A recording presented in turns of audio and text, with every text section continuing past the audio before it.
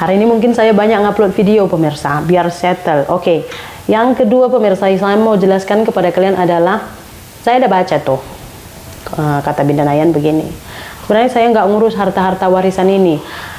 Saya marah karena mereka nggak adil sama si Wandi. Gitu kata Binda Nayan. Betul tak? Jadi ini saya tunjukkan kepada kalian, ini adalah, sebenarnya saya juga heran sih kemarin pemirsa. Kita pergi ke Tanjung Merawa untuk masih pengukuran, belum lagi pembayaran, deal harga aja belum. Kita masih pengukuran aja. Selesai pengukuran tuh abang saya, Bang Wandi tuh langsung nelpon gitu.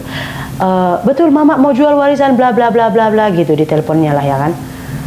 Terus iya begini gitu kan. Selesai kita mengukur, kita balik, tup sore itu Binda Nayan udah sampai di rumah gitu. Kalau kalian nengok videonya, pulang saja kita dari pengukuran dia udah sampai di Tanjung Merawa kan. Saya juga sebenarnya heran kenapa dia langsung gelojoh bila mama saya masih membuat pengukuran ladang, dia terus datang ke Tanjung Merawa gitu pemirsa. Tapi kita nggak jumpa kemarin. Sampai di rumah, terus malamnya itu dia udah sampai di rumah. Terus dia permasalahkan lah beginilah begitulah masalah warisan itu, ya kan. Terus katanya dia itu sebenarnya memperjuangkan hak Wandi, makanya dia ngamuk-ngamuk. Nah ini pemirsa, ini adalah messenger antara adik saya dengan abang saya.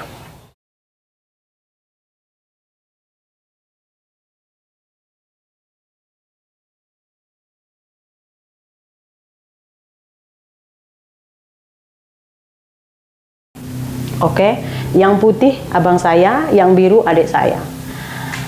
Jadi adik saya tuh ada call abang saya dari messenger, terus dia nggak angkat.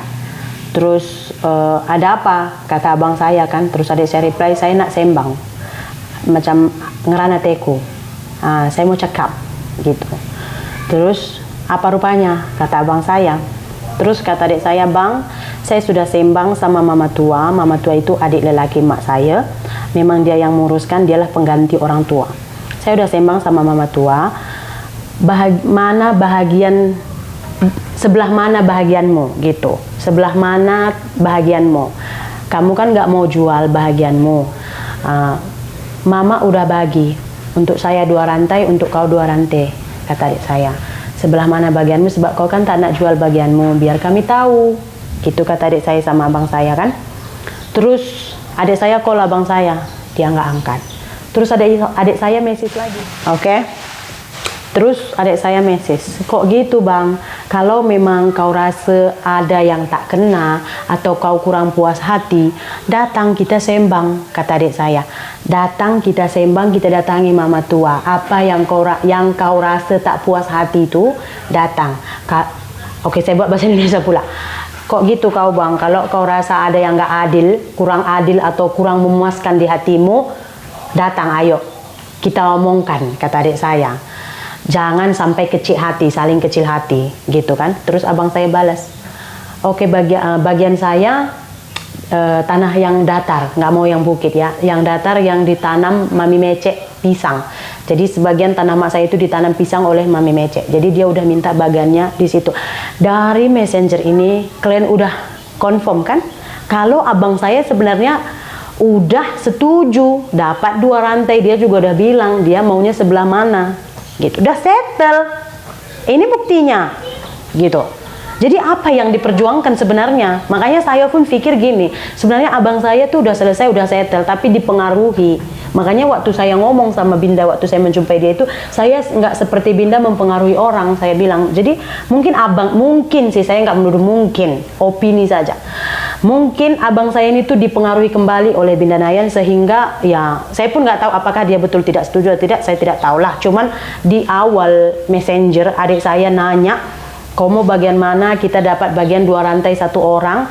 Tuh abang saya udah bilang, saya mau bagian yang tanah datar, yang ditanamin pisang. Udah settle di situ kan? Udah selesai belum? Udah kan? Abang saya udah bilang dia maunya di bagian mana, dia udah bilang dia nggak mau jual. Selesai sebenarnya ceritanya. Betul tak? Jadi yang diperjuangkan itu apa sebenarnya? Kalau saya tangkap dari ucapan Binda Nayan itu sebenarnya dia nggak mau adik saya tuh dapat bagian, nggak bisa gitu. Anak harus sama-sama adil.